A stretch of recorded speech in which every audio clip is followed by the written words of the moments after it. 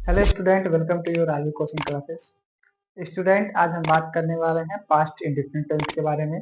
हम लोगों ने इससे पिछली क्लास में जो है प्रेजेंट इंडेफिनिट, उसके बाद कंटिन्यूअस, परफेक्ट और परफेक्ट कंटिन्यूअस टेंस पढ़ चुके थे। ठीक, तो आई होप आप लोग को इसे पिछली क्लास में पढ़ाए हुए जितने भी टॉपिक हैं आपको अच्छे से क्लियर हो गए होंगे। ओके, तो चलिए आज के इस क्लास में हम लोग पढ़ेंगे क्या, पास्ट इंडेफिनिट टेंस। ठीक है, तो देखिए पास्ट का जो हिंदी होता है उसको हम कहते हैं भूतकाल। ठीक, और पास्ट टेंस जो है भूतकाल यानी कि जो समय बीत गया हो, ठीक, उसे कहते हैं भूतकाल। ठीक, तो भूतकाल में देखिए जैसे हमने जो चीज पढ़ा चुका था वो भूतकाल है। ठीक, हमने वो पढ़ा दिया था, भूतकाल है। अब यहाँ पे इससे ये मतलब चलता है कि ये जो वाक्य है इसके वाक्य में क्या आ रहा है, था आ रहा है। पढ़ा चुका था, पढ़ा चुके थे, ठीक, या पढ़ा चुके थे।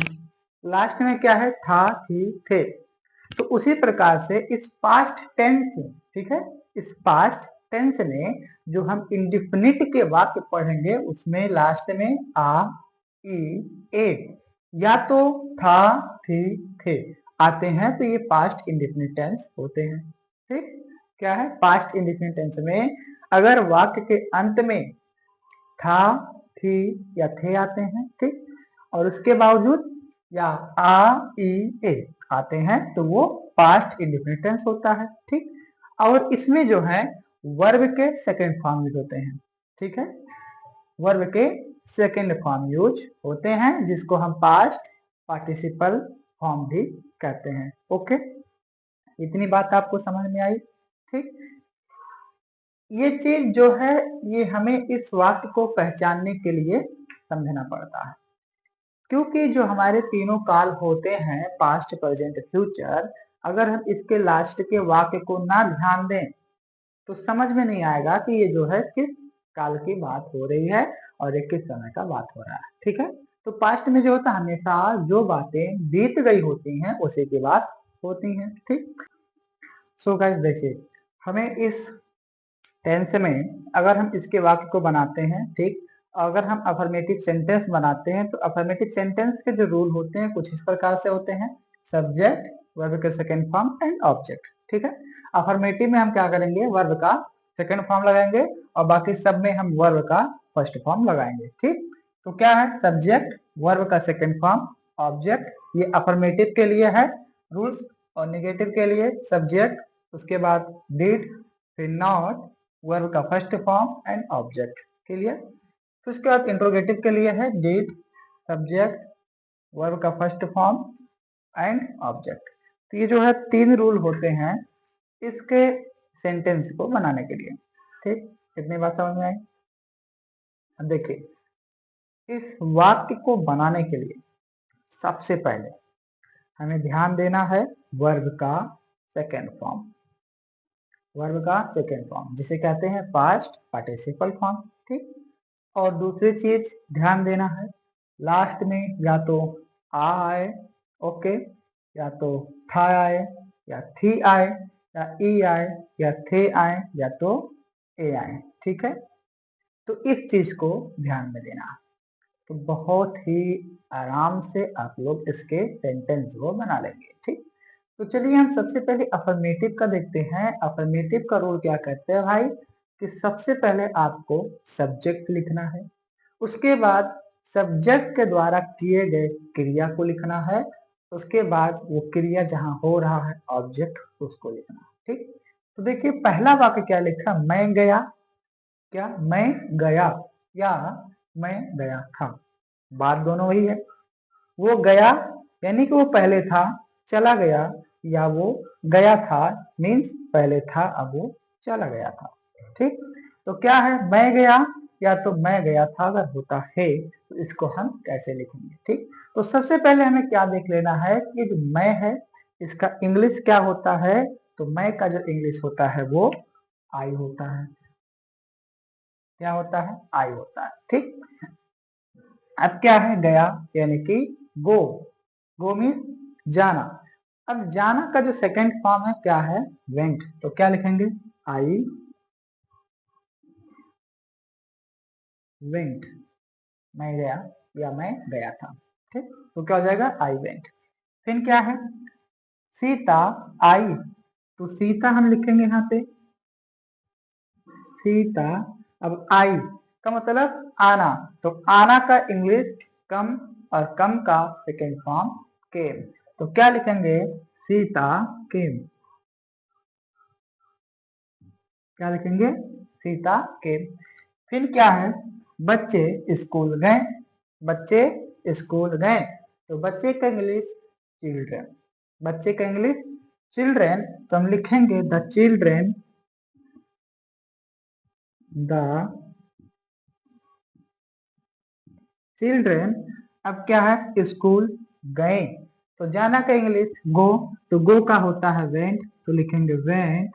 अब गए कहाँ, स्कूल, तो लिखेंगे टू स्कूल।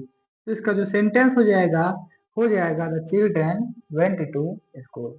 अब नेक्स्ट जो सेंटेंस आता है वह मेरे पास आया, वह मेरे पास आया, तो वह मेरे पास आया, तो वह का ही, मेरे का पास यानी कि मी, और पास का मतलब नियर होता है। बट इसे बनाना कैसे ये देखिए, तो आया का इंग्लिश हमें ध्यान देना है, ठीक है। तो सब्जेक्ट क्या है, वह, जिसे हम कहेंगे ही, ठीक, इसको क्या लिखेंगे ही। आया का इंग्लिश केम, ही केम, किसके पास, मेरे पास, यानी कि टू मी, टू मी। तो क्या हो जाएगा, ही केम टू मी, वह मेरे पास आया। क्लियर। तो क्या है, मैं गया या मैं गया था, आई वेंट। सीता आई, सीता के, बच्चे स्कूल गए, the children went to school, वह मेरे पास आया, ही केम टू मी। ठीक, अगर इसी को मुझे निगेटिव बनाना हो, ठीक है, यानी कि मैं नहीं गया था, मैं नहीं गया था, ठीक है, कुछ इस प्रकार से इसको आप लोग नोट कर लीजिए, ठीक है। तो अगर हमें अब निगेटिव में बनाना हो, ठीक है, तो जैसे हिंदी वाक्य क्या है, मैं नहीं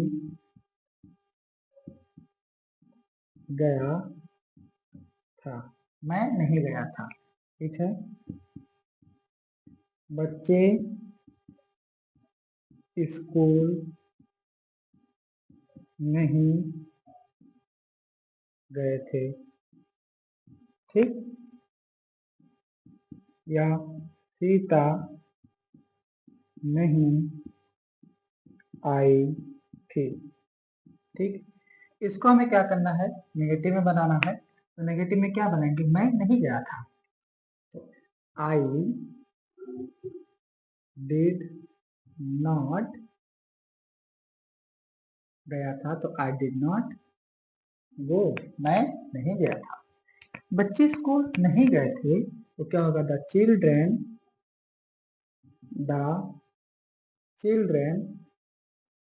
did not go to school, go to school, वह क्या होगा, the children did not go to school. ठीक, अब क्या है, सीता नहीं आई थी, तो लिखेंगे Sita did not come, Sita नहीं आए थे। तो इस प्रकार से हम नेगेटिव में बनाएंगे, ठीक है। मैं नहीं गया था, आई डिड नॉट गो, बच्चे स्कूल नहीं गए थे, the children did not go to school, Sita नहीं आई थी, सीता डिड नॉट कम। ठीक, अब अगर इसको इंट्रोगेटिव बनाना हो तो कैसे बनाएंगे हम, जैसे मान लेते हैं इंट्रोगेटिव के लिए, क्या मैं गया था,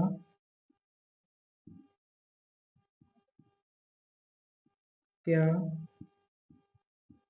सीता आई थी। क्या है, इंट्रोगेटिव है, पूछा जा रहा है क्या मैं गया था या क्या सीता आई थी। तो सबसे पहले क्या है, डिड सब्जेक्ट वर्ब का फर्स्ट फॉर्म द ऑब्जेक्ट, ठीक। तो क्या लिखेंगे, सबसे पहले डिड, उसके बाद सब्जेक्ट डिड आई, उसके बाद वर्ब का फर्स्ट फॉर्म तो गो, क्या मैं गया था, डिड आई गो। क्या सीता आई थी, तो क्या लिखेंगे, did Sita come, did Sita come, क्या सीता आई थी, ठीक। अगर यही चीज ये लिखना है, क्या बच्चे स्कूल गए थे, तो क्या लिखेंगे, did the children go to school, क्या बच्चे स्कूल गए थे, ठीक। तो इस प्रकार से हम पास्ट इंडेफिनिट टेंस को बनाते हैं और इस तरह से हम अफर्मेटिव, नेगेटिव और इंट्रोगेटिव के सेंटेंस को भी क्रिएट करते हैं, ठीक। तो आई होप आप लोगों को समझ में आ गया होगा।